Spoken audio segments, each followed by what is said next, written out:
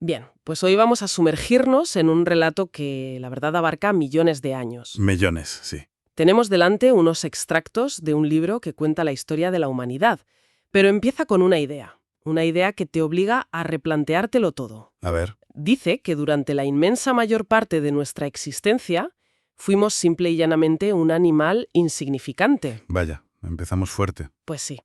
Nuestra misión hoy es rastrear esos momentos clave, esas adaptaciones que nos llevaron de ser una especie marginal en la sabana a ser la única especie humana sobre la Tierra.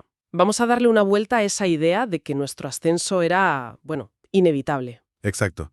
A mí lo que me parece fascinante de estas fuentes es justo eso, que no pintan nuestra historia como una marcha triunfal, ¿sabes? Como una línea recta hacia arriba. Para nada. Más bien la presentan como un árbol genealógico enorme y muy caótico, con un montón de ramas que, bueno, que la mayoría se extinguieron. Se secaron y desaparecieron. Eso es. Nos obliga a mirar nuestros esqueletos en el armario, que en este caso es literal, los esqueletos de otras especies humanas. Ajá.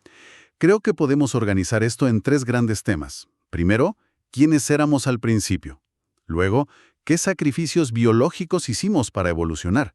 Y por último, cómo un descubrimiento clave, el fuego, lo cambió todo. Pues empecemos por ese principio, que es bastante más humilde de lo que nos gusta pensar. Ya te digo. Los textos lo dicen sin rodeos. Hace 2 millones de años éramos un animal más. Uno más del montón. Exacto. Nos preocupábamos de lo mismo que los chimpancés. Amar, jugar, competir por estatus. Nada especial. Es un punto de partida que es crucial para entenderlo todo. Biológicamente somos Homo sapiens.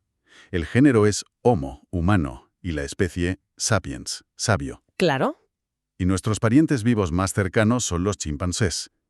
El texto dice que compartimos una abuela común hace unos 6 millones de años. 6 millones. Y esta conexión con el reino animal, como apunta la fuente, es algo que siempre hemos preferido ignorar. Hemos creado esta imagen de huérfano sin familia, ¿no? Como si hubiéramos salido de la nada. Sin parientes raros en el zoo, por así decirlo.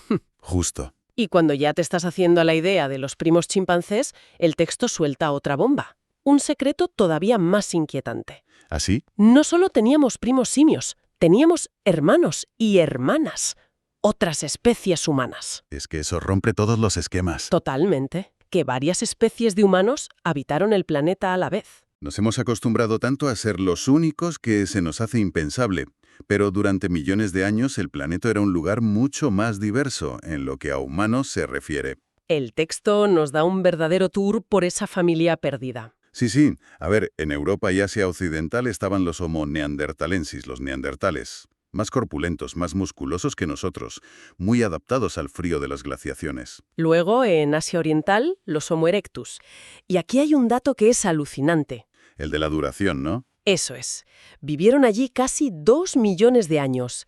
La fuente lo destaca como la especie humana más duradera que ha existido nunca. Es que es una barbaridad. Y dice con bastante ironía que es un récord que es muy improbable que nuestra propia especie llegue a batir. Pues visto lo visto. Totalmente. Y la familia no acaba ahí, ¿eh? En la isla de Flores, en Indonesia, había una especie que parece de fantasía, el Homo floresiensis. Los hobbits. Los hobbits, exacto.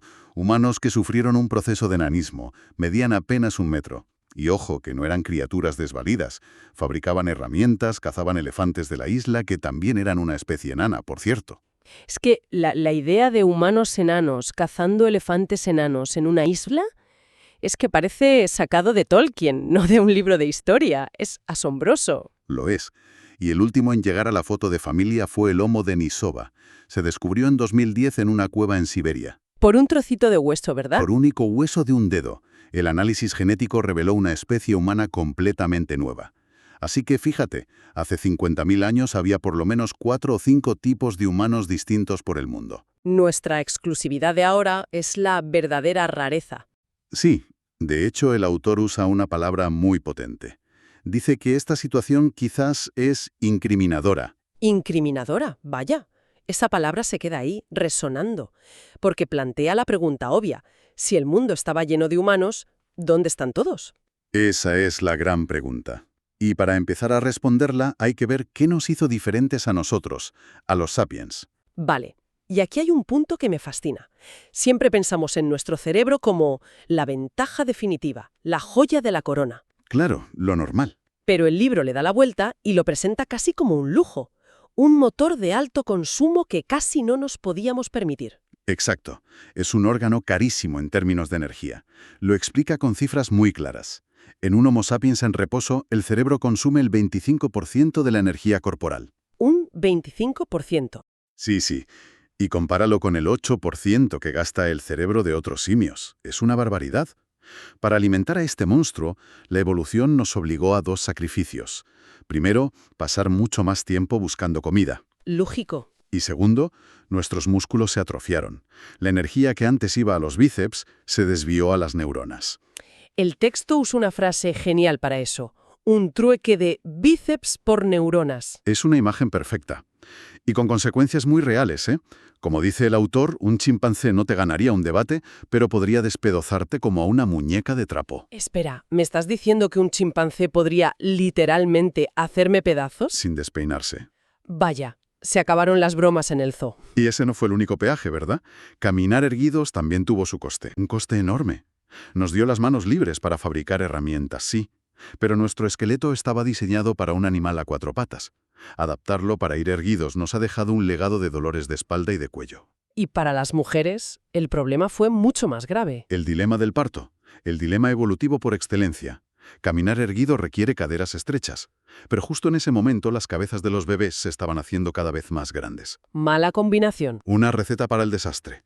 La solución de la evolución fue, en cierto modo, adelantar el parto. O sea, que nacemos a medio hacer. Exacto. Nacemos prematuramente, si nos comparas con otros animales. Un potro trota a las pocas horas. Un gatito es independiente en semanas. Un bebé humano es dependiente durante años. Completamente. Y esta vulnerabilidad extrema tuvo una consecuencia social gigantesca. Para criar a un humano, como dice el texto, hace falta una tribu. Claro. Forzó la creación de lazos sociales increíblemente fuertes, y esa dependencia, a su vez, nos hizo los animales más moldeables, con más capacidad de aprendizaje del planeta. O sea que nuestra debilidad física se convirtió en nuestra mayor fortaleza social. Justo. Y durante millones de años, esa tribu no era precisamente la dueña de la sabana, ¿verdad? El libro nos pinta un cuadro mucho más humilde. Totalmente. Durante millones de años, a pesar del cerebro y las herramientas, ocupamos un lugar intermedio en la cadena alimentaria.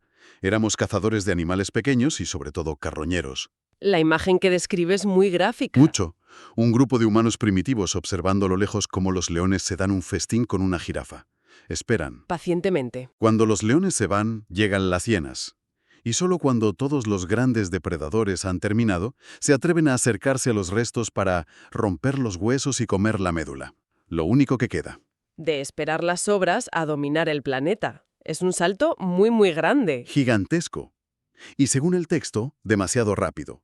Nuestro ascenso a la cima fue, en términos evolutivos, un parpadeo. No fue gradual como en el caso de los leones. Que llevan millones de años ahí arriba. Claro. Tienen una especie de confianza biológica. Nosotros llegamos a la cima tan deprisa que ni el ecosistema ni nuestra propia psicología tuvieron tiempo de adaptarse. Y eso, claro, tiene consecuencias que arrastramos hasta hoy. Enormes, según esta perspectiva.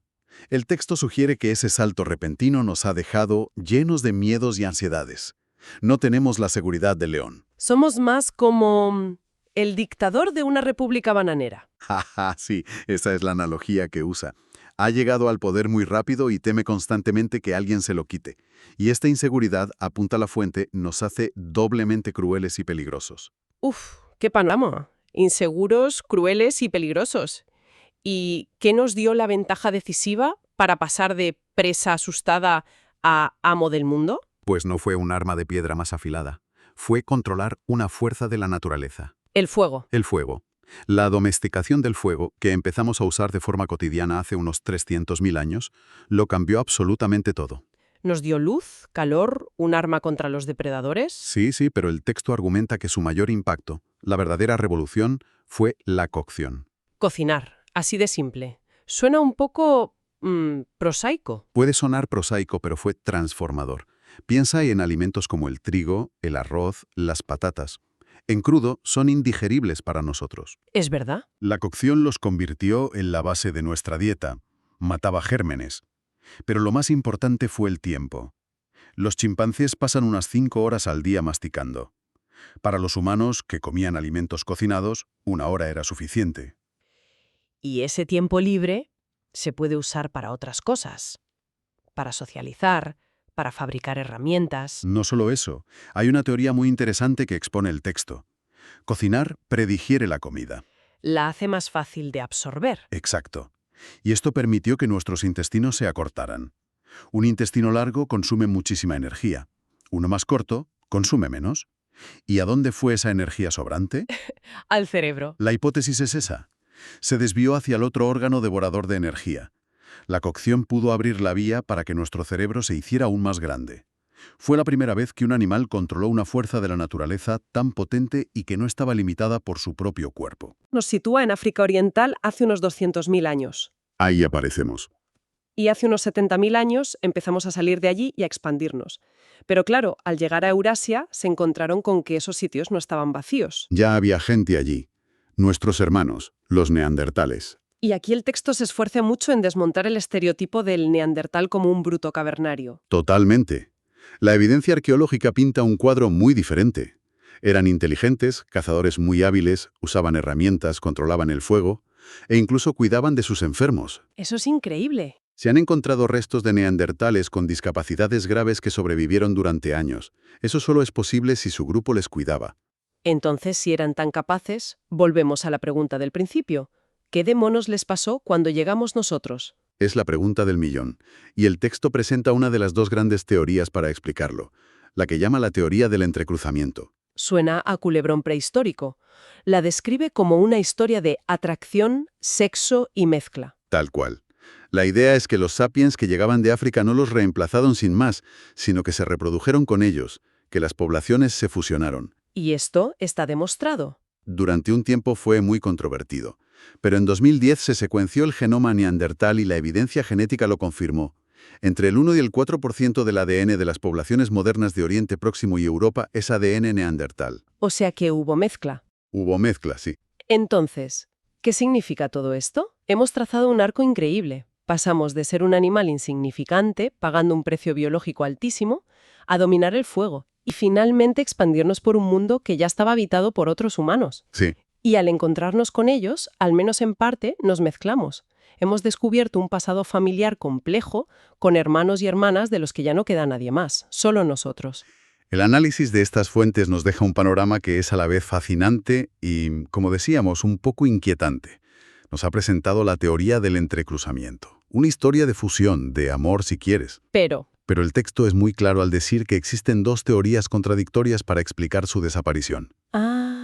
Y claro, esto te deja con una pregunta flotando en el aire. Si la mezcla fue una posibilidad, ¿cuál es la otra?